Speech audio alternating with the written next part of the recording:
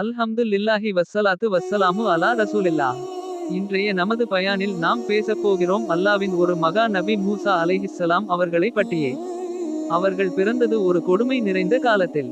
ஃபிரௌன் என்ற ஒரு பைத்தியக்கார அரசன் ஒரு வம்சத்திலிருந்து பிறக்கும் ஆண் குழந்தைகள் அனைவரையும் கொல்ல உத்தரவிட்டிருந்தான். அந்த நிலையில்தான் மூசா நபி பிறந்தார்கள். ஆனால் அல்லாவின் பாதுகாப்பால் அவரை அவரது தாய் ஒரு பெட்டியில் வைத்து நைல் நதியில் விட்டாள். அந்த பெட்டி மிதந்து ஃபிரௌனின் அரண்மனைக்கு வந்தது. அந்த நபியை வளர்ப்பவராக அவருடைய எதிரியான ஃபிரௌனே ஆனார். இது அல்லாவின் வல்லமையை காட்டுகிறது. வாலிபம் அடைந்தபோது ஒரு சண்டையை தீர்க்கும்போது தவறாக ஒருவர் இறந்துவிட்டார்.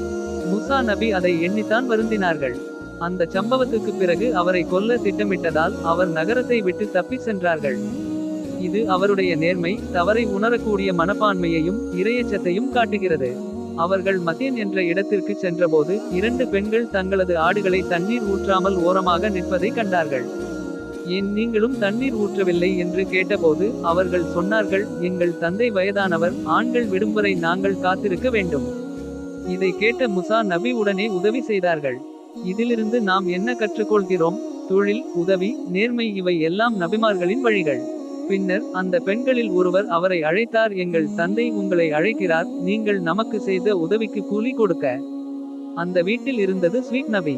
அவருடைய மகளுடன் முசாவை திருமணம் செய்து வைத்து 10 ஆண்டுகள் வேலை செய்ய சொல்கிறார்.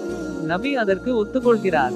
இங்கே நாம் பார்க்கிறோம், தொழில் செய்பவரை அல்லாஹ் அவமானப்படுத்த மாட்டார்.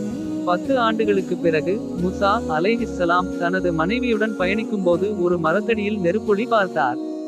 அங்கேயே அல்லாஹ் அவரிடம் நேரடியாக பேசினார். நான் தான் அல்லாஹ் என்று.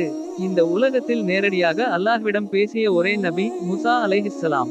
அவரை அல்லாஹ் தனது தூதராக நியமிக்கிறார். அவரை ஃபிரௌனிடம் அனுப்புகிறார். முசா நபி தைரியத்துடன் அந்த பணி ஏற்கின்றார். இவ்வாறு ஒரு குழந்தையாக தொடங்கிய வாழ்க்கை ஒரு நபியாக முடிகிறது. இதில் நாம் கற்றுக்கொள்கிறோம், அல்லாஹ் யார் வேண்டுமானாலும் உயர்வுக்கு கொண்டு வருவான். துஆ, சத்தியம், நேர்மை, தைரியம் இவை நம்மை அல்லாஹ்வுக்கே நெருக்கமாக்கும்.